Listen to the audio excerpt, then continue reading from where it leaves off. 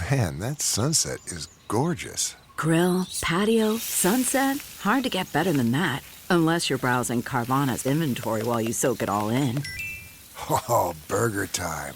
So sit back, get comfortable. Carvana's got thousands of cars under $20,000 just waiting for you. I could stay here forever. Carvana, where car buying meets comfort meets convenience. Download the app or visit Carvana.com today. The comfort of your favorite seat is now your comfy car selling command center, thanks to Carvana. It doesn't get any better than this. Your favorite seat's the best spot in the house. Make it even better by entering your license plate or VIN and getting a real offer in minutes. There really is no place like home. And speaking of home, Carvana will pick up your car from yours after you finalize your offer. Visit Carvana.com or download the app and sell your car from your comfy place.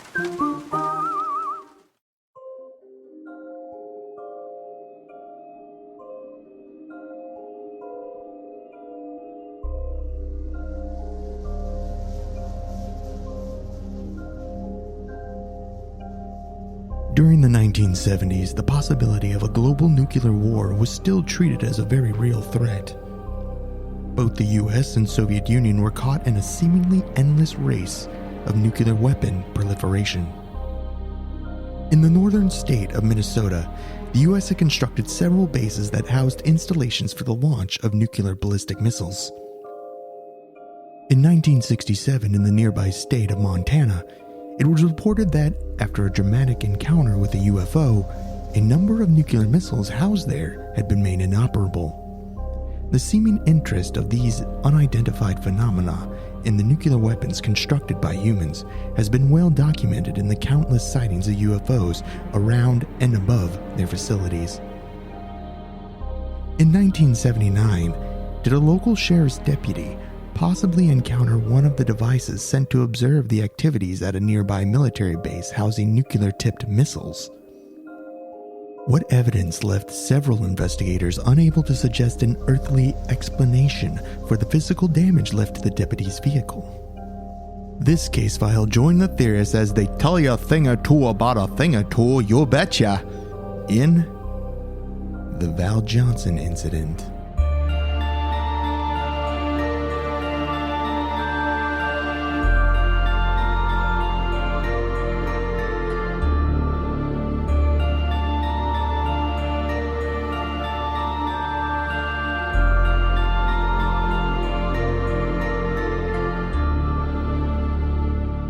Welcome to Alien Theorists Theorizing Case File 158, the Val Johnson Incident. I'm Braden. I'm Zell. I'm Dan. And I'm Andrew. I thought you were going to say, man, you look a little different today with that big old duster on your lip. Well, let's be honest. We're talking about a Canadian legend today. I had to do the honors and grow a stash just like his. I've been waiting for this one, guys. Means a lot to me. What did you study for this? What do you mean, what? Well, what everybody else studied. It was a little bit weird to me that we're singling out Hal, because, listen, Hal Johnson is a Canadian legend. Not going to lie, but we can't, I don't know why we're not even including Joanne McLeod in the title. You know, she's just as much a bigger part, or as big of a part of fucking Body Break as Hal is she not? How many episodes of Body Break did you watch in preparation for this case file? But listen, I've been putting in homework on Body Break since I was like 6, 7 years old. Saturday morning cartoons, commercials. Buddy, I live my life by keeping fit and having fun. You know me. That's what I do. So you guys want to know? Johnson. Val. Yeah, Hal. I heard you. I didn't grow a mustache for nothing. Like as in Val Kilmer. Val. What about him? What does Val Kilmer have to do? Are Val Kilmer and Hal Johnson friends? What does the greatest Batman of all time have to do with this case? Well, it's blasphemy. Val Johnson. Those of you who don't know what Body Break is, first off, look up Body Break. It was when we were young children. Body Break may still be a thing. I don't know. I think it's still going. But it was like a commercial on Canadian cable TV. That would, like, you know, halfway through your cartoon or whatever, Body Break would come on with Hal Johnson and Joanne McLeod, and it would be like them jogging in a park, and they would just talk about the benefits of exercise for 5 minutes, and then it would cut back to your cartoon. But like they're a staple of Canadian pop culture, I would say. And that's why we're talking about them tonight. Full case We're not. file. We're talking Dedicated. about Val Johnson. Who the fuck is Val Johnson? And Yeah. why are we talking about them? Well, he had a UFO encounter. I don't know why the fuck you thought we were talking about Hal Johnson, other than his unbelievable mustache. Yeah, because he's a goddamn Canadian legend. That's why. But all right, I guess he's as Canadian as I fucking. mean, Ron Val Pond. Johnson had a pretty sweet stash when he had his encounter, but you know, It's so true. you're kind of half right. Still, Yeah, you got the you managed mustache to right. fail upwards, so that's good. So this is a Val Johnson mustache and not a Yes. Hal Johnson mustache. Yeah, got it. Yeah. So just They look the same though. Very similar. It's still pretty good.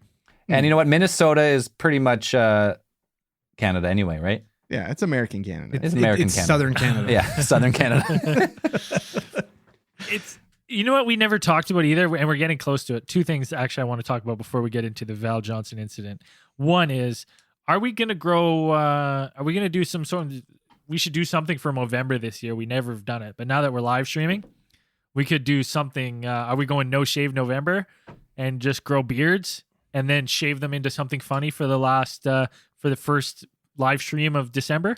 The last. I can only go mustache or Yeah, I maybe guess so. goatee, but goatees are horrendous. I already got the beard going. I just keep it going the whole time.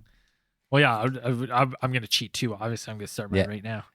Dude, no shave November and like Movember were so much more fun when you couldn't grow a good one because you'd be so excited. Now you just get so big and bushy so fast, and you're like, this is horrible. Yeah, I have Itchy, that same I can't problem. sleep.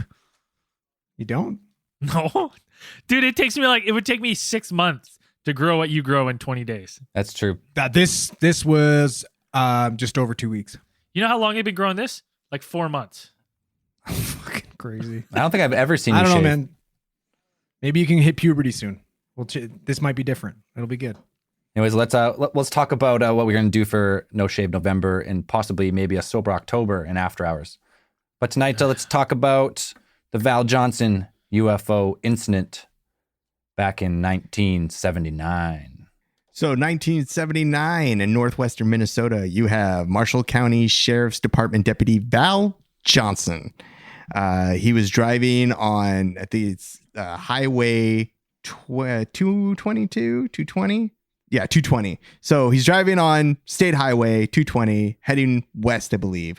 And he spots this type of bright light directly towards the south. So he pulls on to County Highway 5. Oh, no, sorry. He pulls on to State Highway 220. He drives down south, chases this light, looking at it. The reason why he even turned to look at it, because the way that looked from a distance, he thought that this light, it was, he guessed like maybe 3 feet hovering off the ground. He had assumed at this distance that this was a car with a missing headlight.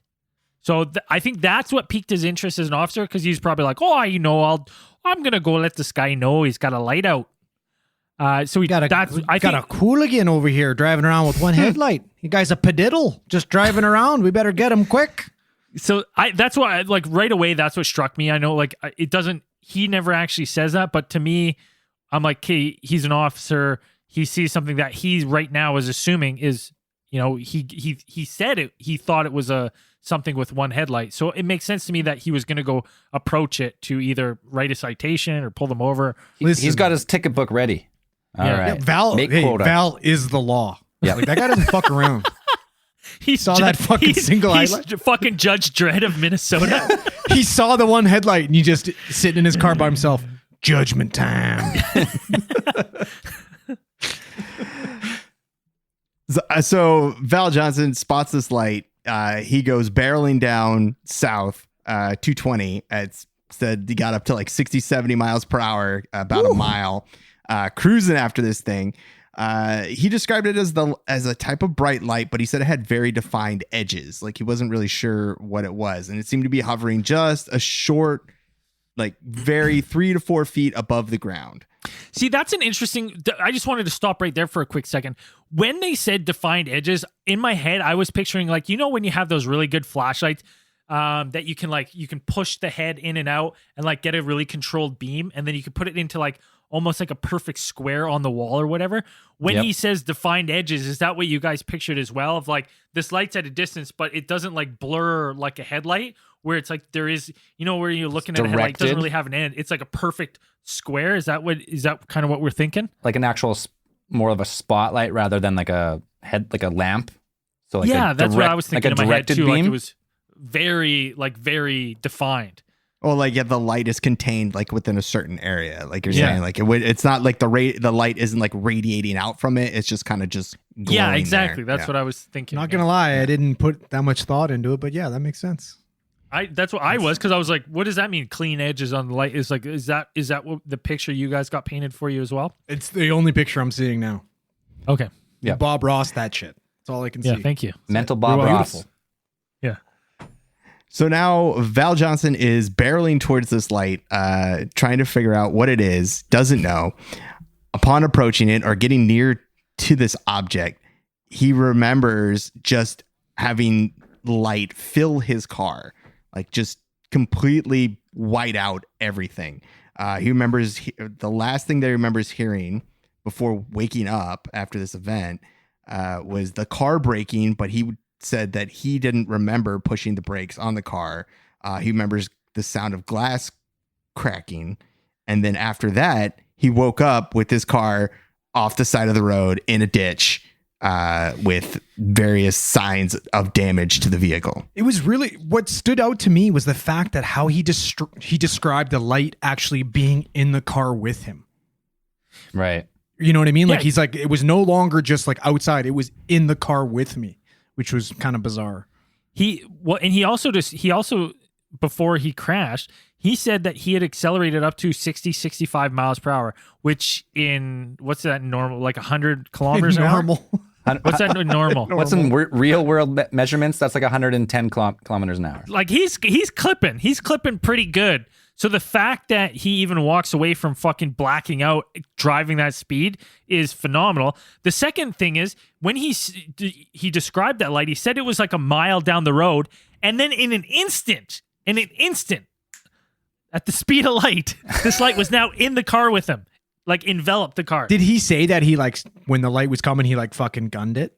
Did he, like, No, did he didn't consciously- have time. Like he went to turn, he accelerated to 65 miles an hour.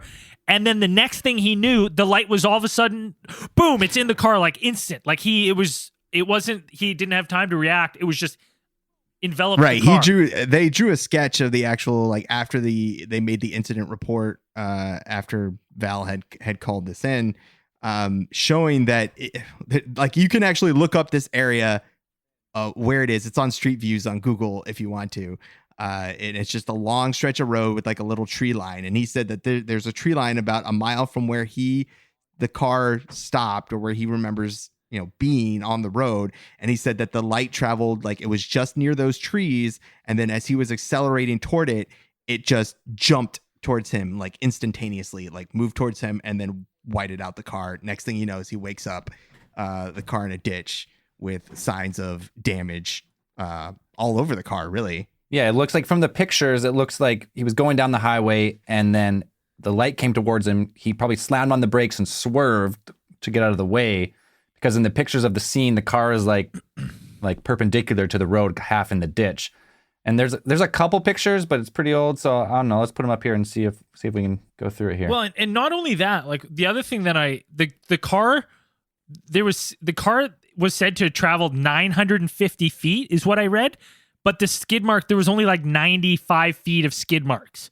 Right. So what I imagine happening is that there's either two ways that happens. So it's either when the light hits the car, he or whatever this light is locks up the car. It skids for 90 feet going 110 or 60 miles an hour. It skids for the 90 feet, but then it lets off and he's passed out. So now the car's just rolling, and it rolls another 800 feet. At whatever, when you put your car in drive and it just kind of coasts at a speed. So it would do that for another 800 feet, or it travels that and then locks up the last 95. That's what I couldn't figure out. But like in all the reports I read, it said the car traveled about 900 feet with only 95 feet of skid marks. Yeah. That's so disappointing. I when I heard it, I thought he like the light was coming at him. It was in his car, and he had no other choice.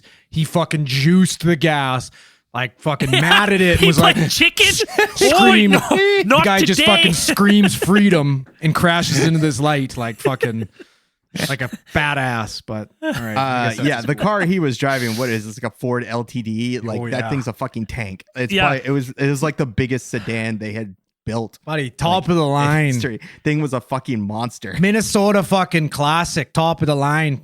Oh yeah. Oh yeah. Marshall PD, big budget, buddy. These are fucking nice cars. If you're watching the live stream, that's the car. It's It's a fucking tank. a tank, man. It's like fucking fucking Yeah, if boat.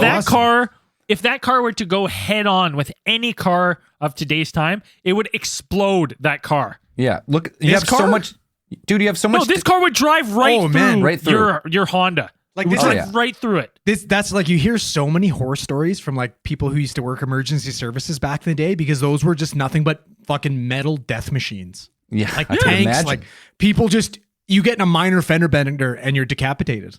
It's just like it's all metal and fucking fury. It's all like it's horrible. Guys weren't even wearing seatbelts back then. You had your kid fucking sitting on the floorboards, like no biggie. Well, you It's all didn't want to good. lose value when you got into a head on. You wanted to be able to sell it after. God, hey, listen, it's all good. Shit'll buff out. It's fine. We find out later that they wanted to put that car back into fucking like use. The police department. They did. They're like, it's all good. She still Okay. runs. Okay, so to sum it up, we got Val Johnson. He's driving down the highway. He sees this light in the distance. He thinks it's maybe a car with a headlamp out or something that catches his eye as a police officer.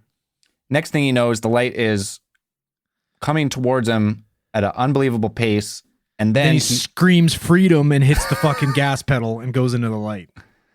so whatever Badass. happens, he either coasts for a bit and puts on the brakes, or puts on the brakes then coasts, but he ends up slightly off the road. His car has a broken windshield, headlamp, and bent like radio antenna and a smashed top light. That's pretty much what's happened so far. And there's some like little weird dents in it too that it didn't have before. Like So yeah, and the next thing he knew is he woke up 40 minutes later from from his estimate, like after he called it in. And there's another weird little detail is that he figured, because at the beginning of his shift, I believe at 7 p.m. the previous night, he always synchronized his watch with the clock in his car. Right. So in his squad car. Not just that. The squad car and his watch, he would synchronize to the watch in the station. Right. So everyone's running on at Right. the same time. So that's what gave him the calculation that they came to where they said he was missing 14 minutes. Both the car and his Timex watch were both 14 minutes slow Yeah. compared to the clock when they called into the station. And that's not a loss of like a weakened battery. That's just like something happened to both those clocks at the same time. Right. when I worked at Princess Auto in 2004, I changed all the clocks on the floor to half an hour fucking or like ahead of time, so we get off early. How long Lasted that for about last? 2 weeks. It was fucking awesome. So what you're saying is just Val Johnson's a time thief. Exactly. Listen, I don't No, buy he it for works a second. harder. He slowed it down. So he's like, I'm gonna put in an extra 15. Guy's got a miserable home life. He's like, I need to stay here as long as I can. Okay, so he originally calls it in at like 1:40 or something, and he comes to at 2:20 a.m. That's Right. That's when he's on the side of the road. He's got his busted up car.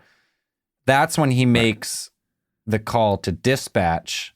Anyway, do we have that? We do have the call to dispatch. So he gets out of his car, or maybe doesn't get out, but he's on the radio, and he calls dispatch. And so here's the start of it. I'm gonna play it on the stream here. 407, 400. Go ahead, 407. Oh yeah, it's just Johnson here. Is there anyone available? I don't want to be a bother. Oh, Val, what's going on here, buddy? Are you doing okay? Oh yeah, no. I just, I'm kind of stuck in the ditch. My car's a little banged up. I don't want to bug anyone, but if there's anyone that could come and, give me a hand, that'd be great. Oh, you don't say, Val. What happened? How'd you get in there? Did one of them hooligans again with their bright lights shine it in there and you crashed into the ditch or what? Well, funny you say that, but there was a bright light. Then I chased it, and the next thing I know, darn tootin', it was right in the car with me, right in here. You don't say, Val. Well, this sounds like it's a big deal. I better call in Brecky over here and see what, get his little 2 cents and see what we can do to help you out. Hey, Brecky, we got Val on the line here. He's having a little bit of a problem. Can you get over here, Stat? Oh yeah, what's that hoser up to? I'll find out right now. Val, he's a transplant from Canada, so no big deal. Hey, Val, I got him on the line here. Do you wanna let Brecky know what's going on? Oh yeah, it's just I don't want to bug everyone. It's night shift, but I don't want to be a bother. But the light it came into the car. I was chasing it. I had my foot to the floor, and going 60, 65 miles per hour, pretty fast. And the next thing I know, I'm in the ditch. There's some the windshield's all damaged.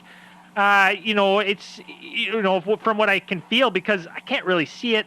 No, I don't want to worry anyone, but Val, if I could get some assistance. No bother here, Val. Did you hear that, Brecky? Did you catch any of that, or you need me to repeat it for you?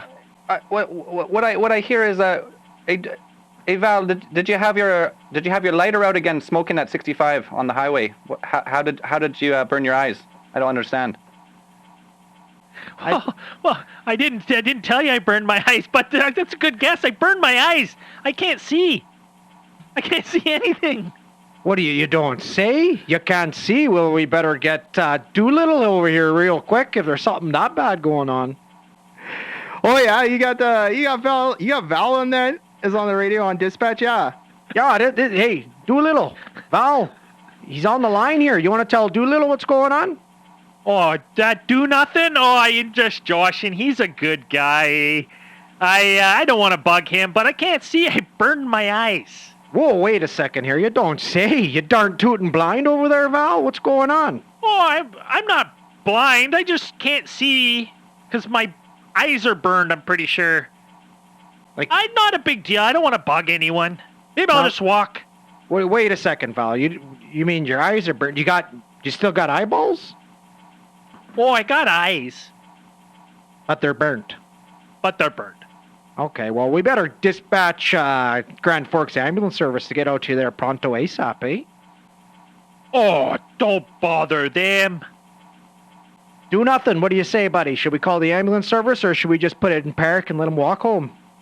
Go ahead and dispatch an old ambulance there from Steven, like you call them, and they should be happy to send somebody out there. I'll hook up with Winkowski over there on what does he say? It's about about half a mile off of Highway 5 there, yeah? That sounds about right. Okay. All right, yeah, I'll help out there, and no problem. And once I get out there, you can tell Val. He can tell me where he hid my darn coffee cup, yeah? Oh, I'll never tell that. I'm never telling that guy where his cup is. He'll never find it, eh? Don't ever tell do nothing. Oh, I'm not telling him nothing. Never. All right, Val, we'll see you soon, pal. Oh, no worries, eh? I think that was how the radio call pretty much went. Like that? I think it sounded like maybe more like this. Wholesome, Minnesota. 388, 220, 5. 407, what is your condition? I don't know. Something just hit my car. I don't know how to explain it. Strange. Are you, what's your condition? Are you okay? Something attacked my car. I heard the glass breaking and the brakes locked up. I don't know what's going on. What happened? What kind of car? I'll get hold of 406 Steven and send him on his way. I mean, I think ours was more accurate, but More I guess accurate, probably. You know what I mean? Yeah, ours was more accurate than the real thing. Yeah, I think so. I think so. That That was a dramatized representation of what happened. Yeah, exactly. I think we got to the heart of it, I think. But you could hear him in that recording. That's him calling dispatch saying something attacked my car. That's his first word. So he hasn't even mentioned the light yet. He just says something. It's like something attacked my car. I definitely get the feeling that he interpreted what happened as like some type of aggressive maneuver by this object, that it came at his car, smashed up his window real good, the hood of the car, smashing his front, one of his front lights there. The actual car, like Andrew mentioned before, they wanted to actually put the car back into service after the damage because they considered the damage mostly minor, it was replaceable. It wasn't anything that couldn't be fixed. But the mayor came, he's like, it's just a couple antennas. Bend them up, put it back on the road. She's brand new. She's only 2 years old. But Brecky made the call to go ahead and just donate it to the Historical Society, it being just kind of a piece of local history. So you can actually go and see the actual car now to this day over at the Marshall County Historical Society. So if you ever want to check it out, like they say it's their biggest pull. So, I mean, I don't know what else they have out there, but it's like you can actually see the car with all the original damage. Okay, listen done here. to it. I'm just throwing this out here, guys, but Manitoba, they got this thing called Charlie Red Star, and it's selling shit right off the racks. I'm telling you, we get this alien fucking car, we park it, we're going to make bank. It's a big deal. So the funny thing is that from some reports, Val Johnson never really considered this to be an actual UFO until Brecky, the sheriff at the time, actually went ahead and made that kind of speculation. It could have been like, oh yeah, maybe it was one of them. Maybe they're UFOs. And he made the decision to call in a bunch of experts in order to inspect the damage that was done to the car. So he called in people like he called in a glass expert from the Ford Motor Company.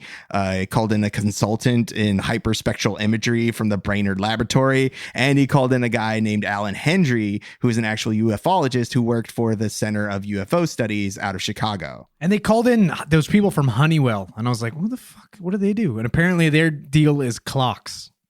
Right. Well, it's also a metallurgical engineer. Metallurgical? Yeah. There's some big words coming to investigate this case.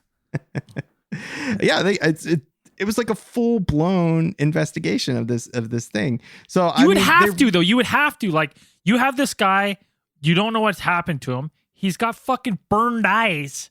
Like, legit, yeah, had to go to the hospital. It's no big deal. They're not too burnt. They're burned. He's still got eyeballs. Similar from like a welder's arc. Like second-degree burns on the corneas. Yeah, he's got flash burn. His eyes himself are not like burnt, disfigured, but his retina is like his vision has been burned. So I tried to track down any documentation for the medical records. I couldn't find anything.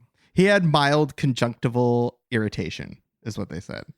And then they talked about him having some type of small kind of damage or to his actual eyes, and it's just saying to that his cornea. He got a couple eye drops and they fucking bandaged him up. Yeah, it wasn't anything huge, but it was still like we can't it was damage that was consistent to being exposed to a bright light, like a super bright light. Something like if you look directly at a welder, like an arc welding torch or something without proper protection. Probably the same thing, which we all do all the time. Whenever you see one, you can't look away. You see side peek. Yeah, it's probably the same thing that happened to Trump when he stared right at the solar eclipse. Was that? What was that? It's you can block it with your hand. It's all good. Yeah. Oh, he's immune.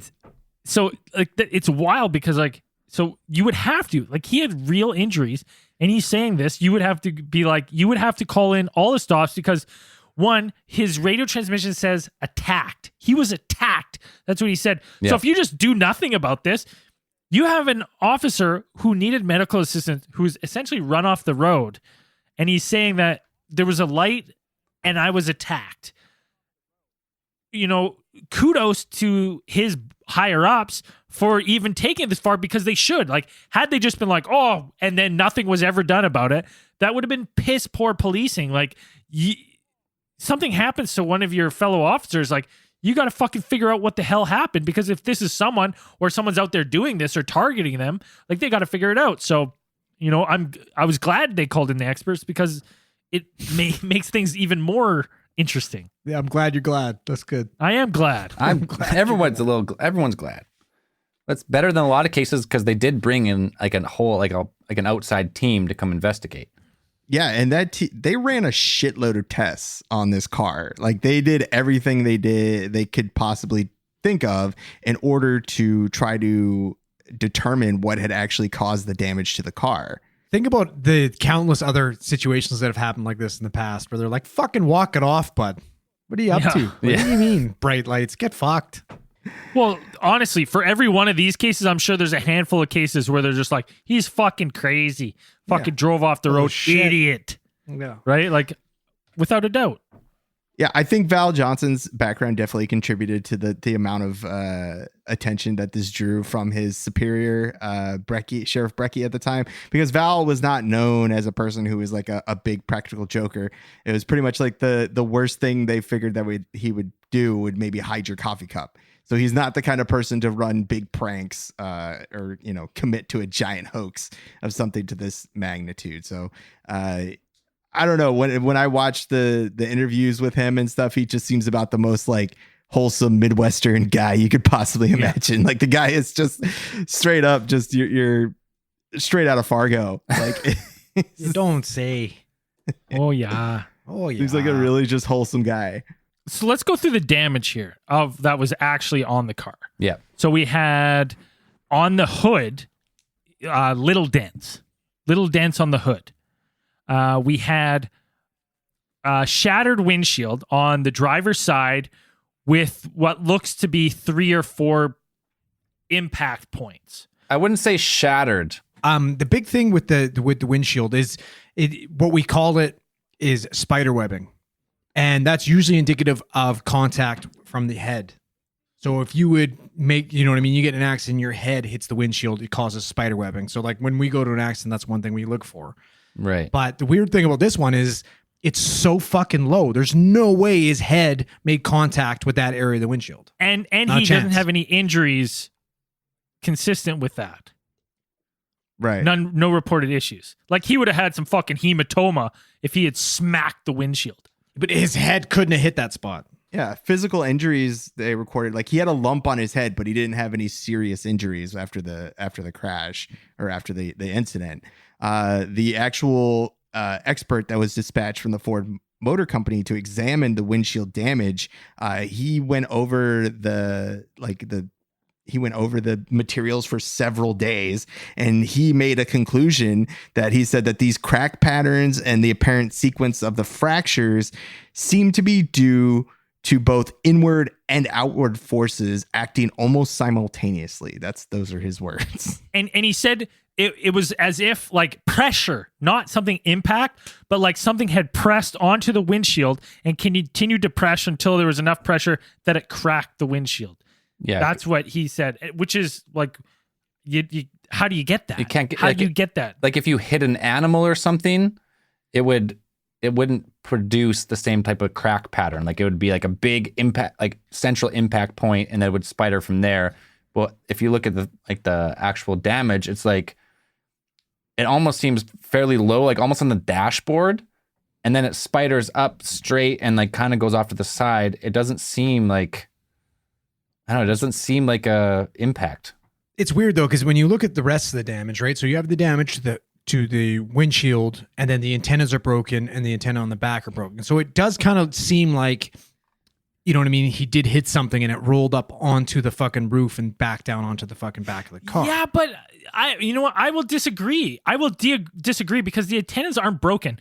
They are perfectly bent, right? And like if an animal was to hit an antenna, that thing's fucking coming off the car. I don't care. It's not bending like that. The front antenna was bent at 60 depends degrees. where it hits it. And the It depends back where it hits it, antenna though. was bent at 90 degrees. Right? Like it's not, when you hit the car, you don't just fucking perfectly roll over the hood. Like you're going to get some fucking air.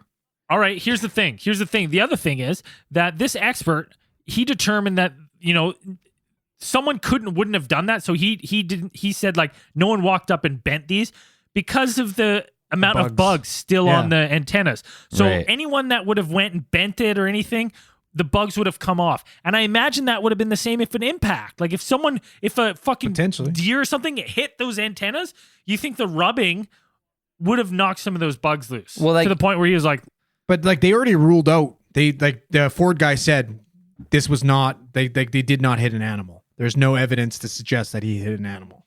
No, you would have probably seen bits and You would have seen whatever, bits hair. and You would have pieces. saw blood. You would have saw something. And there's a single headlight that got smashed.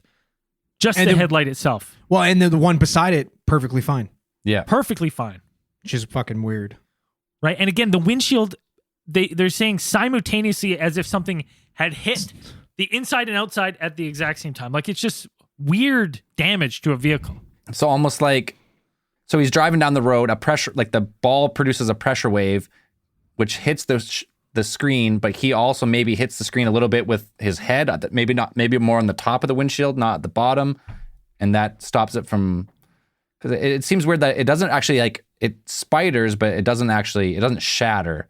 And this in 79, where because now if you like crack a windshield, if you take a hammer to a windshield, right, it just spiders and just kind of like hangs there. You can't actually break it out. But in 79, were the windshields the same still? No, they were still like that. They were like spiderweb. They're not going to shatter. They were Right. still working on that. There's another unusual detail. We mentioned about the retinal damage that he had, or the distress that his eyes had suffered. The funny thing is, the windshields in the Ford LTD, that specific windshield on his model of car was actually designed so that it would block a majority of UV radiation, and UV radiation usually being the kind of cause for like this kind of radiation damage that would be observed with his eyes. So that's another funny thing where it's like, if the light damaged his eyes, like the windshield should have protected him if it was outside the vehicle. Right. See, that's really interesting. So then, like, when he claims that it was inside the vehicle with him, that makes a lot of sense. So With he'd his be injury. driving around with a fucking like tiger torch or something like that. Would be the only other way to generate Arc that type welding of- on the side. Right? Yeah. You know, they don't make a lot of money. That would make Probably sense. That's had why a- he hit the ditch. Doing a little TIG welding in the fucking car while he's One working. had welding in the passenger seat. Yeah.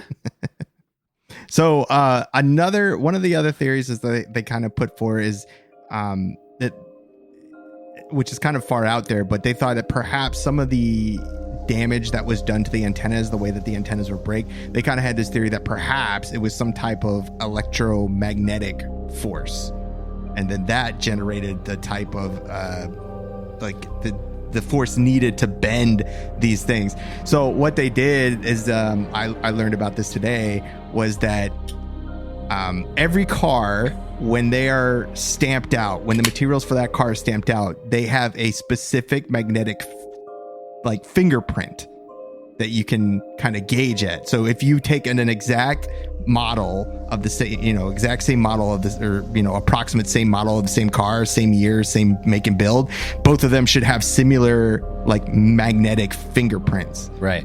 And so they actually they gauge, like took a magnometer, whatever they do to measure the magnetic fields of objects, but they actually checked it against another police car, and they said there was no difference. There was no discernible difference between the magnetic fields in either. Like the magnitude was about the same.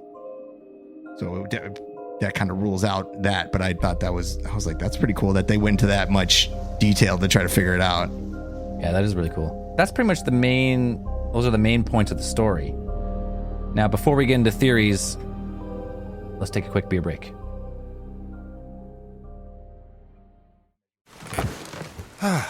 The comfort of your favorite seat is now your comfy car selling command center, thanks to Carvana. It doesn't get any better than this. Your favorite seat's the best spot in the house. Make it even better by entering your license plate or VIN and getting a real offer in minutes. There really is no place like home. And speaking of home, Carvana will pick up your car from yours after you finalize your offer. Visit Carvana.com or download the app and sell your car from your comfy place. The comfort of your favorite seat is now your comfy car selling command center, thanks to Carvana. It doesn't get any better than this. Your favorite seat's the best spot in the house. Make it even better by entering your license plate or VIN and getting a real offer in minutes. There really is no place like home. And speaking of home, Carvana will pick up your car from yours after you finalize your offer. Visit Carvana.com or download the app and sell your car from your comfy place. We're back. So Brecky had brought in all of the experts that you would pretty much bring in for to investigate a car wreck, with the exception of one Alan Hendry. Alan Hendry is probably best known for writing the UFO Handbook. I know probably some of our fans actually own that book somewhere. Like it's probably in somebody's house. I'm sure somebody can send us a picture. Wait, of was it the not? UFO Was it the UFO Handbook or the UFO Encyclopedia? I have the the UFO Encyclopedia by John Spencer. That's different okay. It's a different one. Similar, but not the same. Right. Gotcha. So Alan Hendry was working for the Center for UFO Studies, which was originally founded by J. Allen Hynek, Project Blue Book, Project Grudge, granddaddy of all UFO investigations. He was actually personally hired by Hynek in the 1960s, 70s, when he was looking for somebody with the expertise to kind of lead a UFO investigation squad. So the guy had tons of experience investigating UFOs. When he was brought in on this one, he took the time to kind of get an entire view of the entire situation, and he made, like into his opinion, I don't think we ever really got a clear view of what he thought it believed. Because I mean, most of the time UFOs, you get into these things and you're like, there's not really enough information. You can only go off of so much from Val Johnson's report. It's kind of like you didn't really say anything except light, and that's pretty much all you can really get from it. Yeah. Well, that, and you can look at the car, right, and make a determination from there. Right. So I don't think they ever really came to a solid conclusion about what actually happened. So none of the experts really had any simple answer that encompassed all of the evidence that they had that something had impacted this car. What that something was, obviously something had hit it, but nobody knows. So this whole event became, local history. It became a huge kind of deal for, the months and years following the actual event. And so much so that it attracted the attention of another UFO researcher, Philip Klass. Philip Klass is a UFO researcher / UFO skeptic / pro debunker / what is it? Sherlock Holmes of Sherlock fucking Holmes UFOs. of the paranormal. That's everything in one title. I don't understand. Yeah. Whether they're calling him Sherlock Holmes as a type of dig at him or because he applies like the most rational explanation to every single thing. Boring. That's kind of up in the air. To the contrary, my dear Dan, maybe it's because he's a fucking genius. I mean, yes, he did work he was like a aviation engineer for Boeing, I think, for like 10 years. No, GE. Worked for GE for like 10 years and then wrote for Aviation Weekly. I'd be more trusting in him if he worked from Bombardier, but that's fine. Yep. Philip Klass basically says that the Val Johnson incident is one of two things. One, it's a hoax by Val Johnson. Two, there's a roving UFO gang out there with little hammers who are perpetuating these lies. Explain. Indubitably. You decide.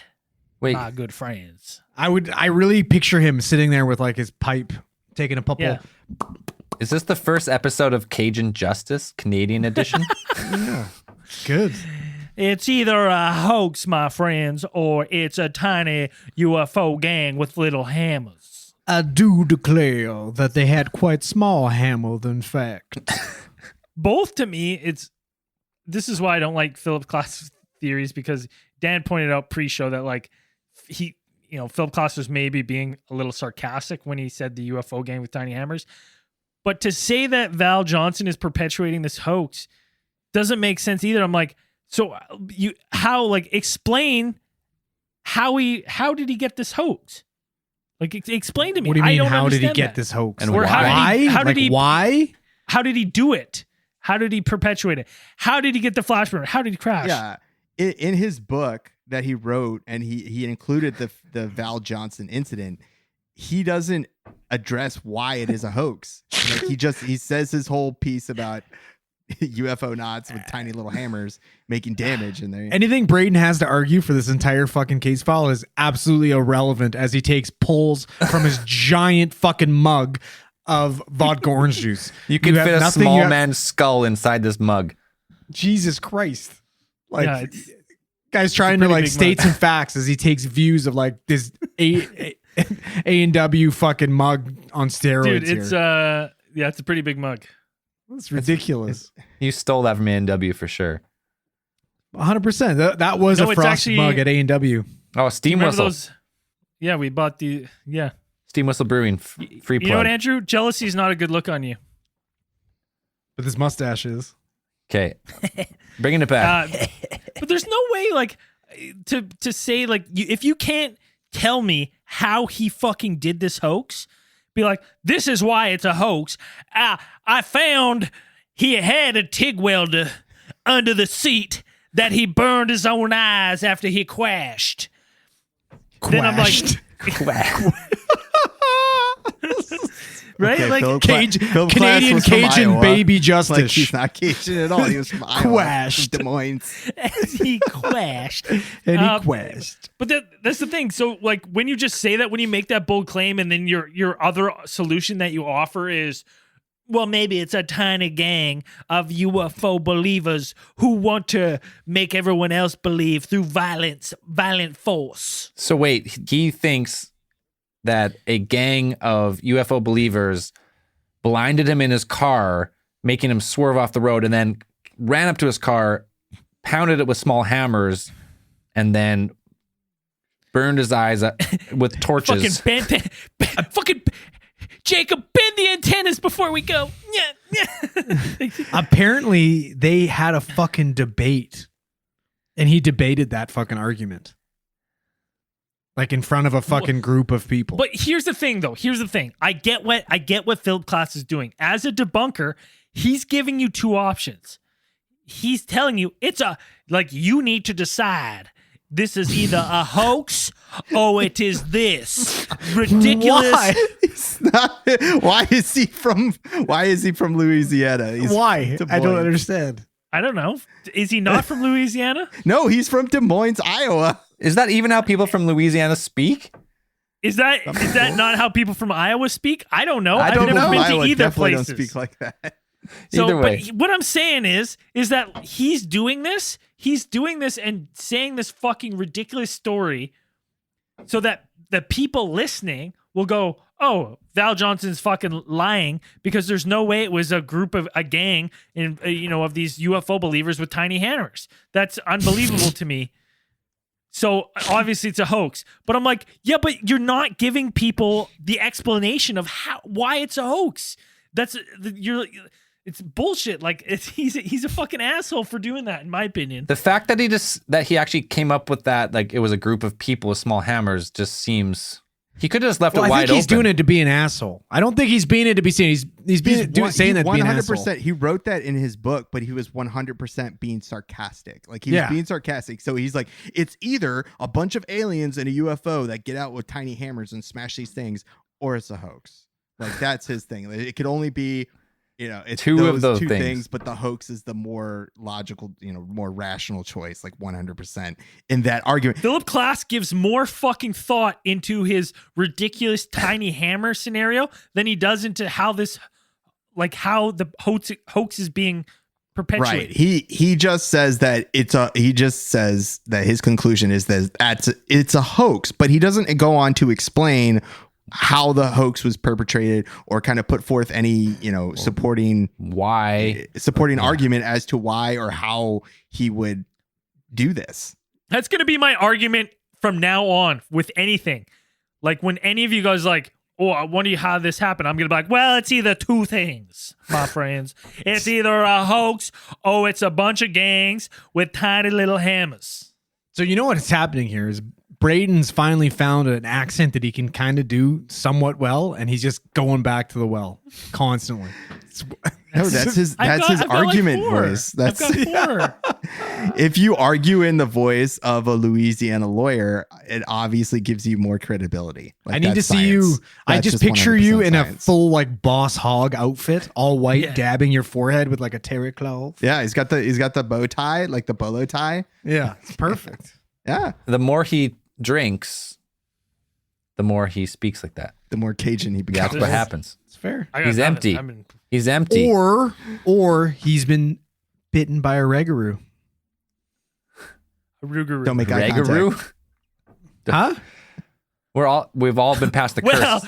Well, Andrew, I've only got two options for you. I'm either been bitten by a Rougarou or I've joined a gang where we have little hammers. You Aliens. decide. That part bugged me because I'm like, if you're gonna be sarcastic and be an asshole to someone's fucking, like, if you're gonna be that judgmental of this guy's story, tell us why. Explain it, because any way I cut it, I can't make sense of everything. Anything I think of can't account for all the evidence that we have in this case, and that's why this is such a good case. Should we start getting into our theories? You guys want to do that? But you have just as much evidence that it was a gang of fucking dudes with little tiny hammers as you do Sure. as it was aliens. Like, Yeah, sure. But okay, Sure. then how did they burn his eyes? good question. But still, how did the aliens burn his eyes? We don't even know if aliens have the technology to do shit like that. We have no Okay, idea. well here, this is what I was thinking. Okay, so what I was thinking is when he saw the light, right, and it's coming at him, whatever craft this is, it's obviously not that big. Why? Let's say it's some sort of. Why? That's what he says. It's not that big. That's what he says. It's not that big. The light he saw wasn't that big, but maybe it was Listen, fucking... obviously it's not that big because it was in the car at one point. The Can't be that light big was if in it's the car. The ship wasn't in the car. The light was in the car. Yeah, but maybe the light's the ship. You don't know that. That's what Well, that's what I'm saying. theorizing. But you don't know that the light was shooting, or the ship was shooting the light, or the fucking ship was the light. So what I'm saying is, whatever this thing was, maybe it can bend space time and travel at light speed, or Which through would wormholes. explain the time stopping. It explains Losing the the time 14 stopping. minutes. Wow. Second okay. thing is, maybe as it's bending space and time and getting ready to accelerate at high speeds, it jumps, but it actually doesn't mean to hit Johnson. It just ends up in the car for a fucking split second as it's folding. Everything ahead of it is folding in, so it can make a light speed jump.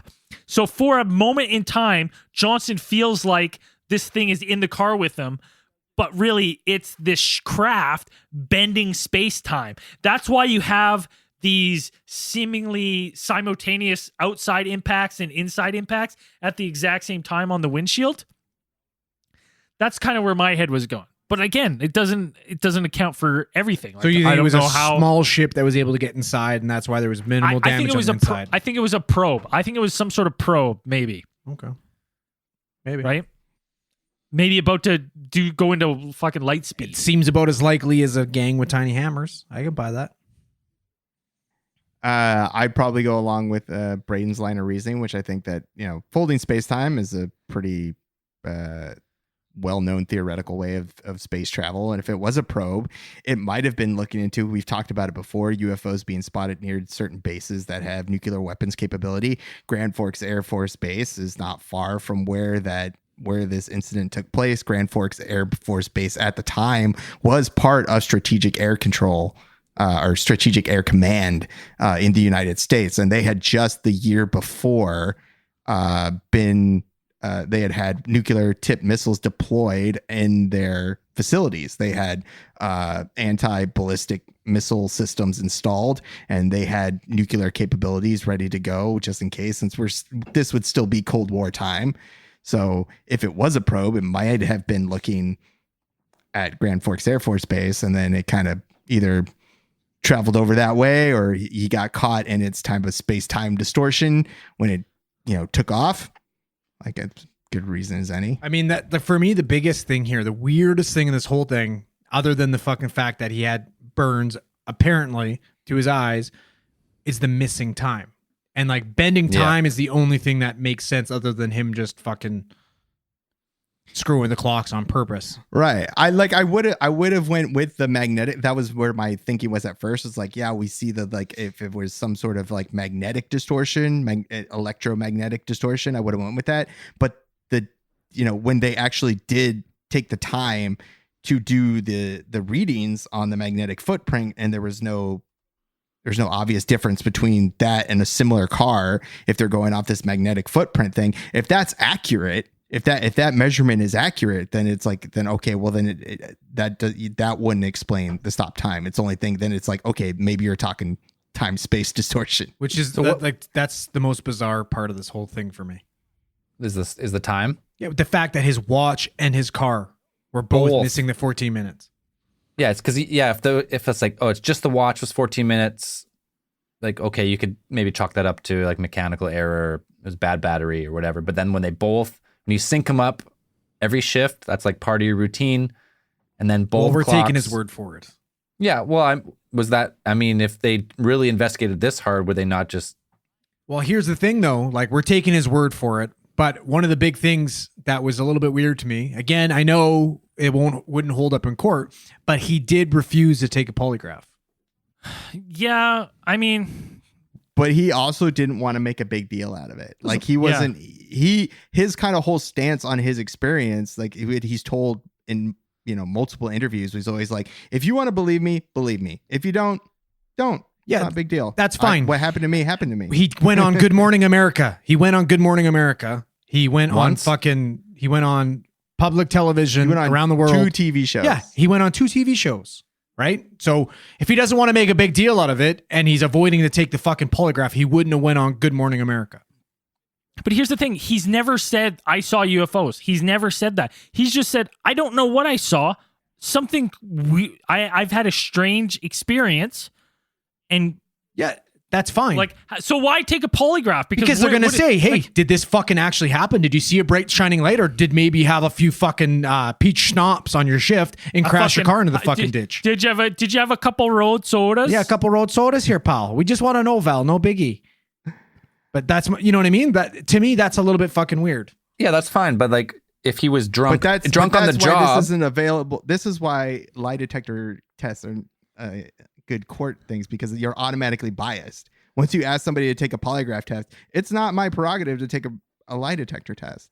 Like, why would I take one if I don't need to take one?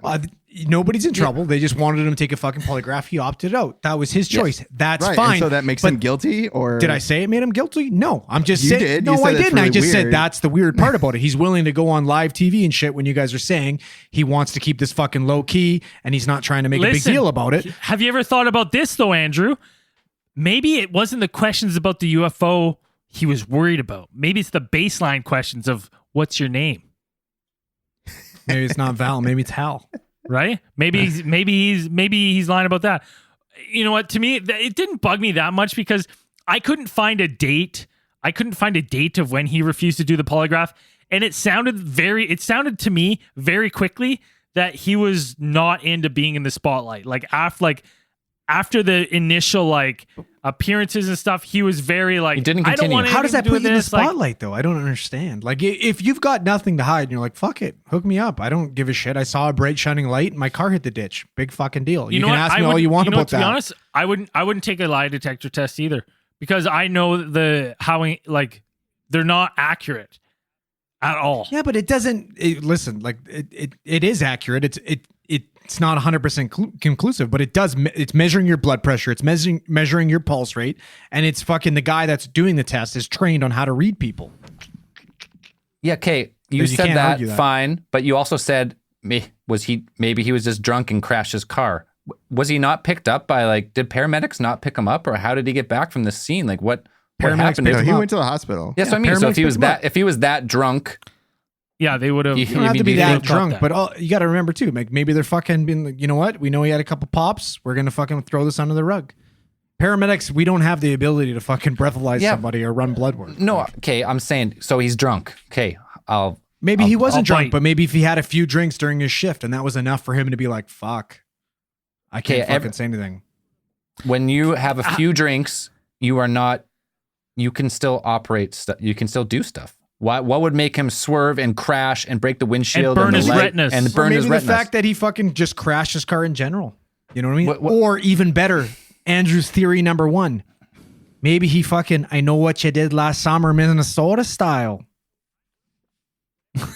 Oh, I don't know what that means, but That means hit a he's just fisherman. fucking Elaborate. driving and he hits a guy in a Paddington Bear outfit with a fucking claw hand. And he goes over his fucking windshield and hits the ditch and he just keeps driving saying, oh shit, I better keep going. I'm going to lose my job. so he made but- up the story of his eyesight loss and made all that up.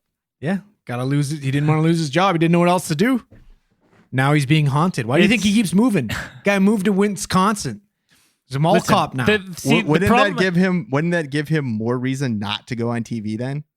He had to. Didn't have a choice. He got himself into Right. this fucking mess, and he had to sell Oh, it. and the He chief dived too knows. deep. The chief knows. So when the mayor's like, "Fix the car, get it back on the road," he's like, "No.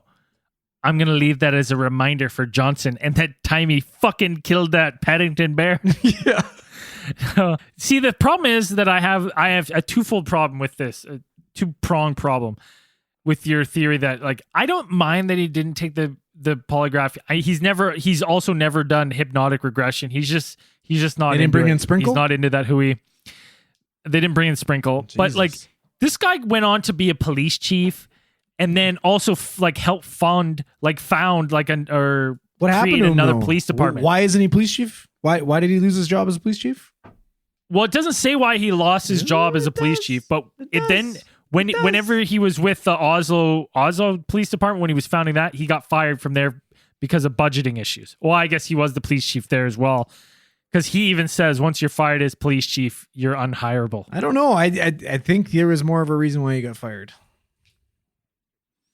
Okay. You think he's a why? little bit of a shyster? There was a little bit of fucking issues with some funds. Oh, you think he was siphoning funds? I don't know if he was siphoning, but that's I'd have to look it up again. What did they have to It's do weird- with him seeing a UFO?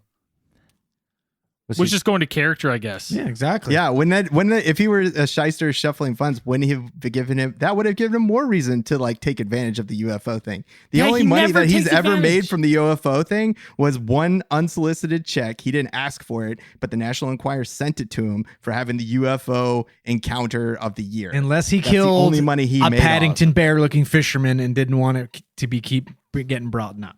and that would have him steal money because Because he's got to pay off this fisherman. The fisherman keeps showing up every summer. He doesn't know what else to fucking do. So finally he's like, listen, don't murder me. I'm going to embezzle some money. I'm going to pay you off. And I'm going to retire as a fucking mall this cop. fisherman who was wandering around Val on Johnson, Highway mall cop. 220 All right, listen. in the middle of northwestern Maybe the Minnesota. most off-track theory we've ever come up with. Yeah, It's but it. Zell, what's It's your either theory? We that- haven't heard from you. I'm We've not heard even of done. fucking Andrew's Paddington Bear bullshit. I got tried more. to- You want more? I tried got to more. speak. I tried to speak like 45 times, and Andrew just kept speaking. So there's no possible way to give a theory. I forgot what we were talking about, to be honest. All right. Lips What are happened? zipped for the rest of There's the a podcast. fucking something on the road and Paddington Bear. That's now what I think. Like, what happened? What did we just talk about? That's what the Val Johnson incident's about. Everything I wanted to talk about was off derailed when Paddington Bear came up 5 times in a row. What's your theory, Zell? That's what I'm asking. I don't know anymore. No, he obviously seen something. Something happened to this guy. If he really had, you don't just lose vision from a blinding. Did they have those like? Because now you know when you're driving on the highway and someone high beams you with those like new LED headlamps, and you almost do Yeah, go they didn't have blind. those back then. No way. yeah. You almost do go blind, and you almost fly off the road. They didn't have that in '79. They're all just the yellow fucking flood lamps. Nothing's that bright. Like not a passing vehicle would be that bright. So like, what you're telling me is that this is the fucking DeLorean going back in time with some halogen lights for the first time? There's some type of mysterious energy here that we never talked about it.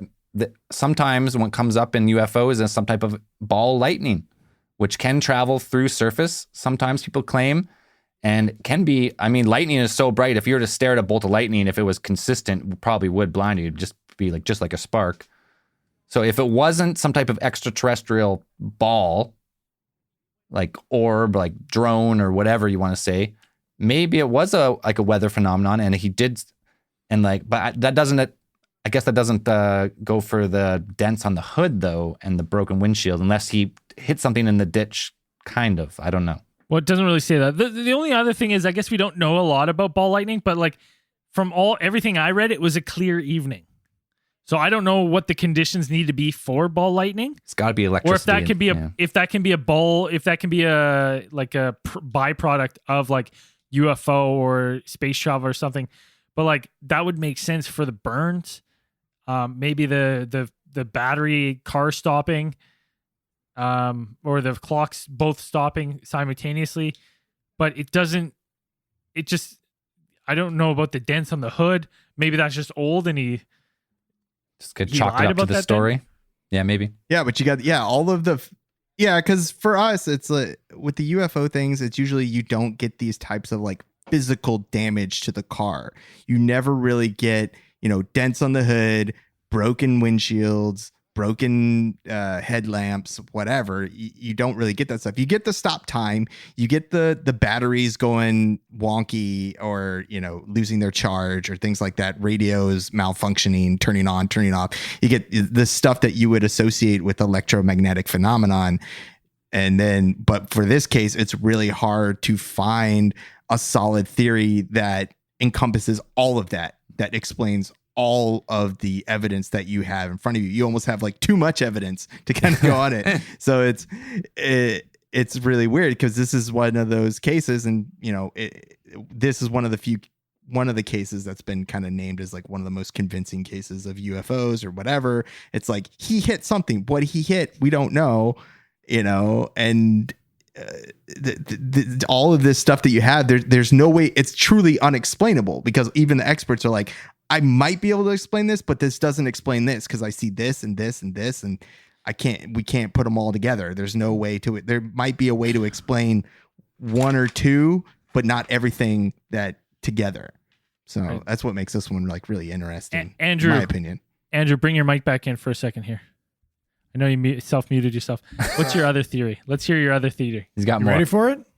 Yep. Yeah. You ready? Yeah. Solar flare. DBZ. Tien was in the car with him. Potentially, well, not only Tien, Or Yamp, Chaozu. Chaozu knows how to do it. Yamcha, Goku, list goes on. All the Z fighters. Krillin knows how to do it too. Was he cruising down the road and randomly fell upon a wild Pikachu? Potentially. We don't Cell know games. that. I don't know. Cell games could have been going on. Anything there. that Who produces knows? electricity, you're basically saying Could be is anything. a suspect. What about fireworks? Maybe you got the Could've been a fucking Zapdos. hooligans Could've throwing been a out wild Zapdos. Roman candles, burning his eyes. You know what? That's funny because that was one of the theories that I had read too, is fireworks. Potentially. But I'm like, I just don't know how fireworks do the damage, because you would see like fucking scorch Fireworks marks and move. shit. Well, here's the Fireworks question move. that I have though, is the fact that like, so when you do these eye examines, you don't have like you don't have physical evidence of these burns, right? A lot of this stuff is going along the lines with the patient's complaints, what they're stating, what their issues are. Okay. And that makes sense. a big thing here too is the fact that like everything I've listened to, everybody's like, listen, this Val Johnson guy, he's a fucking cop. He is a trustworthy person. That's not necessarily always the case. You know what I mean? A friend of ours is also a public servant, and he's a piece of shit. As shady as they come. You can't go ahead and just trust this guy because of his fucking job. You know, that's an interesting point you bring up, because then that right away when you said that, it makes me think that maybe this guy does have a side hustle, because, you know, especially in the States, I know a lot of law enforcement positions are very underpaid. What if this guy has a side job as a welder, right? And that's because he seems like a pretty like, Right. you know, fucking guy's guy. What if he had those issues from welding, but he has this issue and he's just like, you know, workers' comp claim, I'm going to throw this in here too to get some coverage. Listen, We've all done it. and that's We've not all a done shitty it. thing to do. I That's have not not. a shitty thing to do. It's, you know, like in the circumstances, it's like, well, I need the coverage, right? I need the coverage. So, you know, maybe that's interesting. I don't know what workers' compensation. Hey, listen, he's living in an laws area were that like does in not have Minnesota. health insurance. They don't have universal health care. Yeah, so you'd want to get everything covered as you can. So interesting. Any final thoughts? They don't have universal health care in Southern Canada? Too bad. No, they unfortunately. Let's get on it. Only Northern Canada. For me though, to be honest, like I'm joking around when I'm talking about Paddington Bear and stuff like that. I'm going for a laugh here. Like this one's super interesting to me because there is no big thing to disprove this. There is no obvious reason to be like, no, this is bullshit. This guy didn't monetize anything from this situation. If anything, he really made it seem like he wanted to sweep it under the rug and keep going on with his life. It did. You know, there's no book deals. He's not inviting anybody to the fucking desert to He's get. not giving fucking limp wrist handshakes at No. Alien Con. Exactly. You know what I mean? Like that's cool to me. I enjoyed this case file. It's interesting. And there's a lot of really interesting stuff. And I understand why this is one of the most believable cases. This is like, it's on like a list of like top 10 UFO cases where they're like, this is fucking potential for being an actual real encounter. Well, you know what's funny? We're debating whether or not this guy had a fucking encounter when we know the government has come out and said UFOs are real and they may have a craft from outside this world. So it boggles my mind that we're even debating that this is, that this guy could be potentially not telling the truth about this, because we know for a fact these things are out there. Well, and especially with when Dan was saying that this is near, there's an Air Force base, what you're saying, Dan, in Grand Forks, which is close. Yep. Grand Forks is where the ambulance came from to pick him up. So obviously it's somewhat close to this area, right? It's cool. That's a common theme in a lot of these cases, the fact that these aliens are showing up near Air Force bases and military bases, right? So yeah, like I said before, that certain base had just the year before started a type of like nuclear armament. Like it had nukes before. I believe that they they were equipped with like Minuteman missiles, like actual ballistic intercontinental ballistic missiles, but they also had just the year before had a shipment brought in of anti-ballistic missiles, ones that were designed to both intercept ballistic missiles, like flying both out of the atmosphere, so like above the atmosphere, above a certain altitude, and then also ones that were designed to intercept ballistic missiles within the atmosphere. So you had the two type, but they were both like nuclear tipped missiles. So you had a pretty, sizable arsenal there. And we've seen times before where UFOs seem to appear with more frequency above these types of facilities that have nuclear weapons housed in their facilities. And so it's not beyond logical. It's not beyond logic to kind of put the two together and be like, maybe he saw something that was investigating that. Like that's what he saw. Totally. Any other final thoughts on the Val Johnson incident?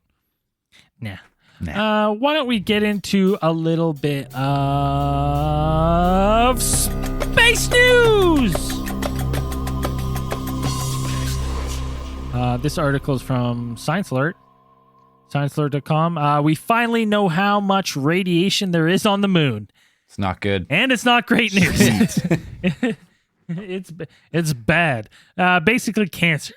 You're getting cancer. Or superpowers, either or. Or super, one of the two. Yeah, or neurodegenerative disease. Is it neurodegenerative diseases? Did any of the astronauts who went to the moon get those diseases? Well, they said that the amount of radiation that is present on the moon is, you can stay there for it's like a couple of days. It's not that big a deal. It's not that big a risk. But to stay there for extended periods of time would be problematic. So if you set up a moon base on the surface, you're not in for a good time. Maybe they just don't want anybody to turn into moon hulks. Well, I'm not sure about because when we went through the article, like it doesn't really mention anything about like the type of structure you would have to be in. Because I would assume if you build a structure on the moon that has, that is going to be vulnerable to cosmic rays and cosmic radiation, you would build it with some type of radiation protection in mind or incorporated into it. But the article didn't really say that. You just build them underground. Dirt is an amazing absorbent of radiation. Like you could just build your moon bases underground. It's true, and probably be okay, because dirt is amazing at stopping that. So I imagine moon dirt works the same. I don't know. Does cheese stop radiation? I don't know. We have to find out. I know we talked about that earlier. Didn't they say they had discovered like caverns caves on the moon where they're like lava, not just caverns, lava tubes.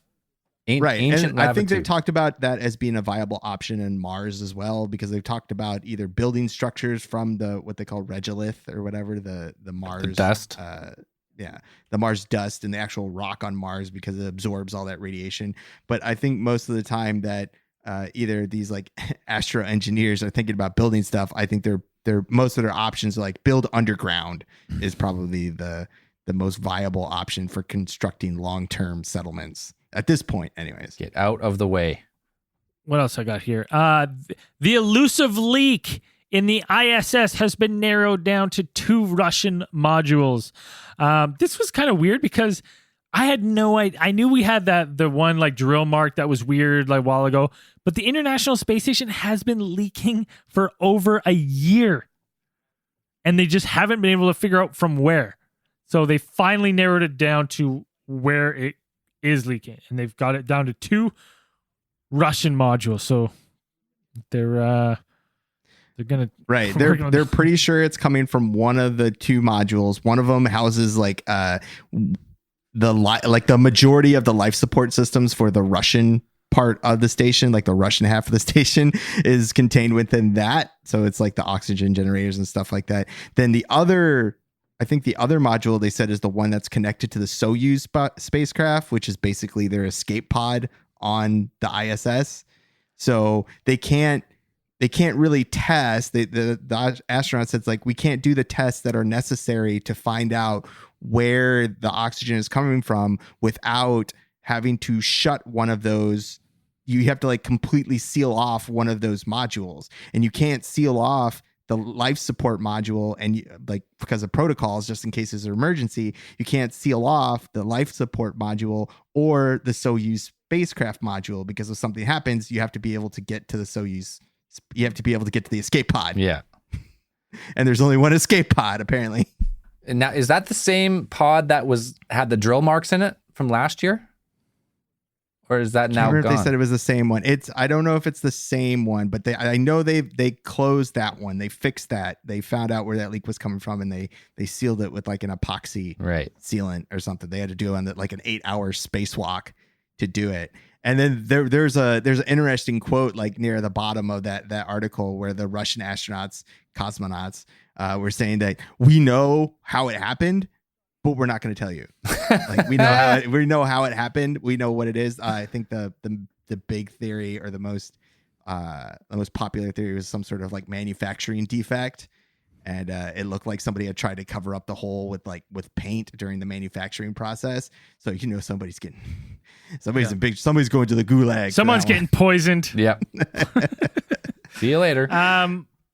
This on September 23rd, the space station made an emergency maneuver to dodge an object. It's crazy. Astronauts above the ISS carried out an avoidance maneuver on September 23rd to ensure the ISS would not be hit by a piece of space debris. Whether or not it was, actually threatening the ISS, I think it was like determined that it was going to pass within several kilometers.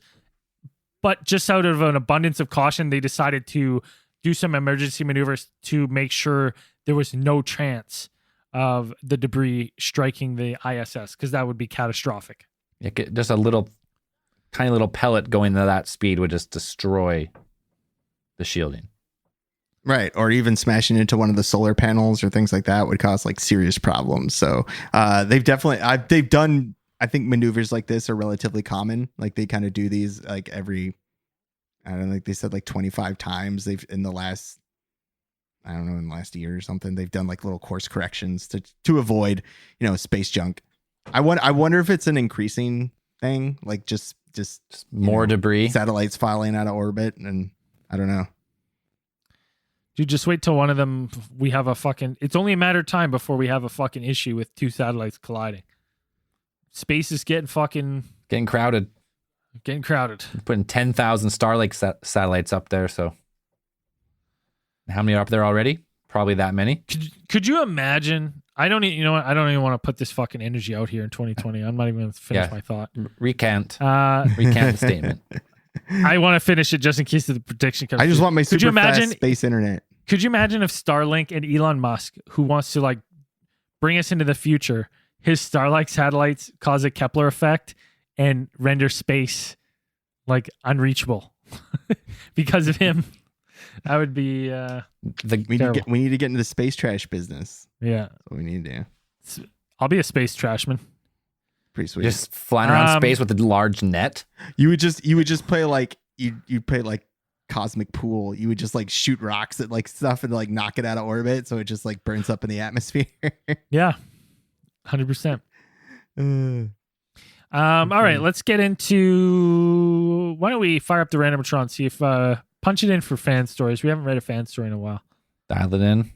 Here we go.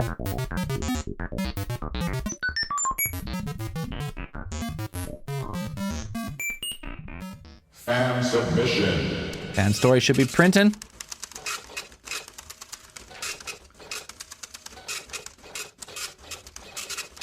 This is us. You know what's funny? There was someone tagged us in a podcast that reviewed our podcast, and the review of our podcast basically said that the randomatron is a noise we play only to make the listener listen to a terrible noise. And I'm like, obviously they don't know engineering. Yeah. Because this is the finest technological advanced story sorting device you can get. It's rather Not- insulting. So Yeah, that's. I was upset. I'll see you. Um, 3 What o'clock in podcast the is this? I'm going to parking be lot. leaving a very stern review. 1 star coming your 1 way. star, 4 sir. 1 stars. Get ready for your rating to drop. Here's this story's from Mike McCormick, who I can only assume is the heir to the McCormick candy banana fortune. He says we can use his name. Send me a discount code for the candy. Thank you. It's promo code bananas when you order. From their I website. thought it was promo code diabetes. Maybe. Either or. Either one. Diabetes gets you 50% off. When I was Off a 15 feed. or 16, I lived in an older home with my mom and stepdad. I had to have my blinds open because I felt claustrophobic in my room. Almost every night, I had this feeling of someone watching. Some nights, I had to have my blinds open because I felt claustrophobic in my room. Almost every night, I had this feeling of someone watching. Some nights, I'd see a shadow walk by the window.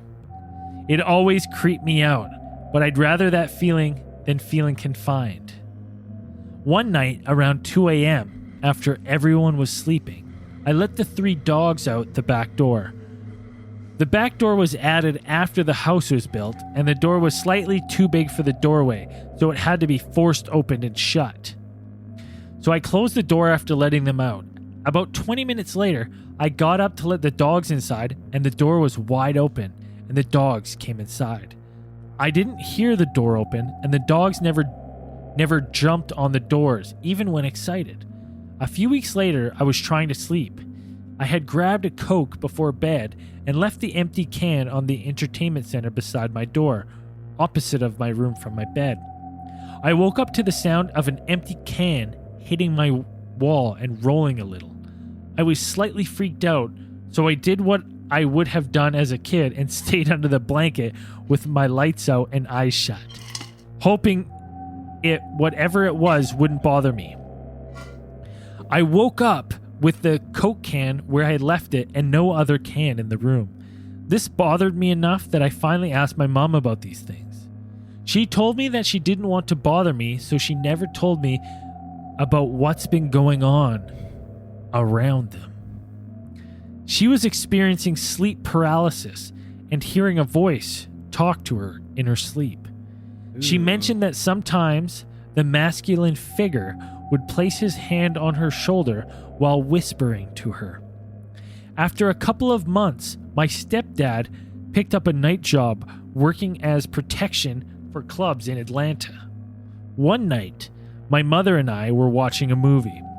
She was up and down constantly because she was doing some work on the computer we had in the living room as well. After she was finished, we were just quiet watching the movie, and I started to see something in the corner of my eye. She was just to my left, and whatever I was seeing was at the top right corner of the room. I asked if she could see it, and before I even finished my question, she asked me to be quiet. Shh! Don't look at it. Don't speak about it. Don't acknowledge it. It'll all be okay. Those words scared me more than they settled me. There was a grayish black smoke or mist that was growing until I spoke of it.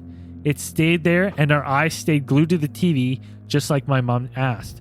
Roughly 10 to 15 minutes later, it was gone just as fast as it appeared. Turns out the shadow figure I was seeing outside my window was also something that my parents were seeing. We named him Charlie and never asked him to leave because he stayed outside. I watched him a couple nights walk beyond my window and walk down towards the woods. After asking our neighbor about the history of the house, she mentioned a man named Charles, hint the name, would do yard work and then walk down to the woods to do work. This was his daily routine. The other thing we experienced were left unresolved. There was a total of 3 deaths in that house that we knew of. Creepy. Fuck, that's creepy. Thanks for the story, Mike McCormick. Why name him? Wow. Spooky. Why name him Mr. Candy Bananas? I don't like it. Dude, just even the fact that it's sitting there and your mom being like, shh, don't look at it. Don't speak about it. Don't acknowledge it. It'll all be okay. I'm like, whoa. I would be like, listen, Fucking Mom, I love terrifying. you, but you don't know that. You don't know this. You don't know Charlie. You have no idea. That's terrifying. Terrifying. Yeah. Jeez. All right.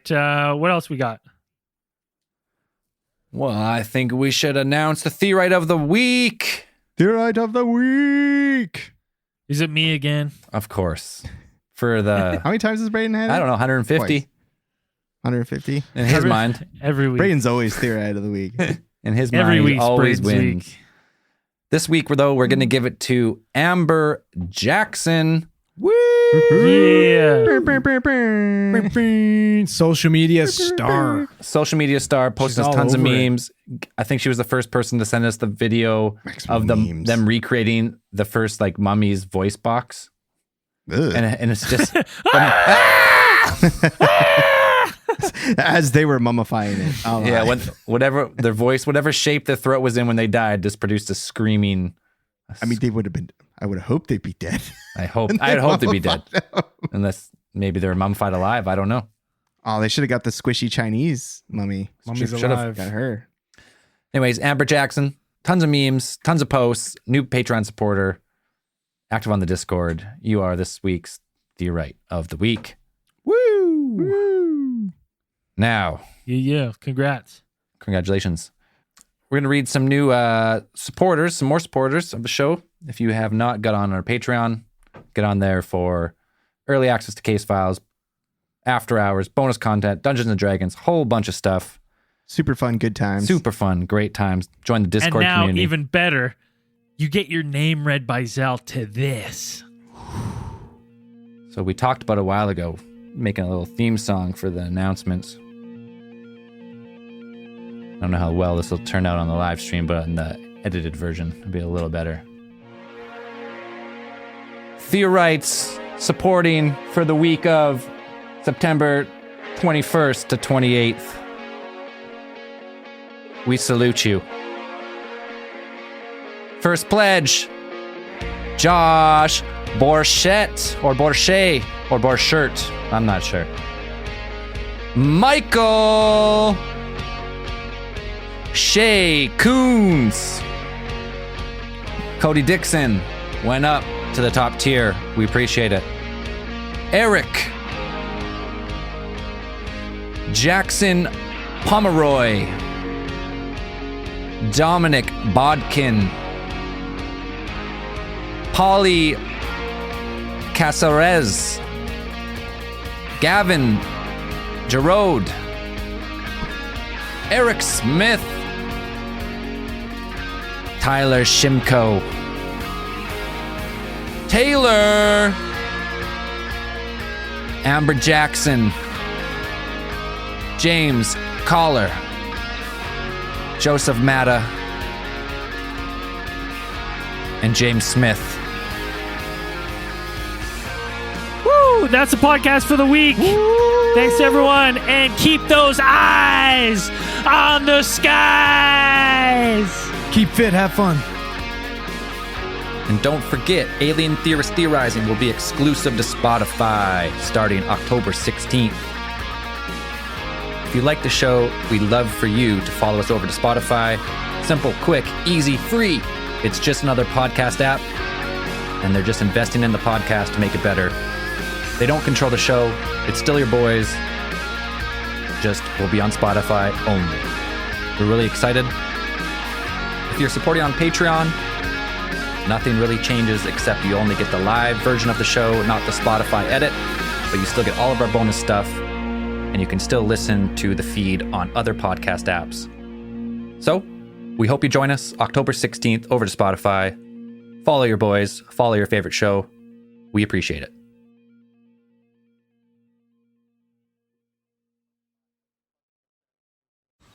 Man, that sunset is gorgeous. Grill, patio, sunset. Hard to get better than that. Unless you're browsing Carvana's inventory while you soak it all in.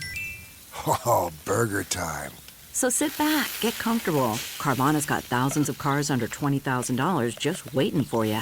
I could stay here forever. Carvana, where car buying meets comfort meets convenience. Download the app or visit Carvana.com today. That's not just the sound of that first sip of Morning Joe. It's the sound of someone shopping for a car on Carvana from the comfort of home. That's a good blend. It's time to take it easy, like answering some easy questions to get pre-qualified for a car in minutes. Talk about starting the morning right. Just like customizing your terms so your car fits your budget. Visit Carvana.com or download the app to experience car shopping the way it should be. Convenient, comfortable.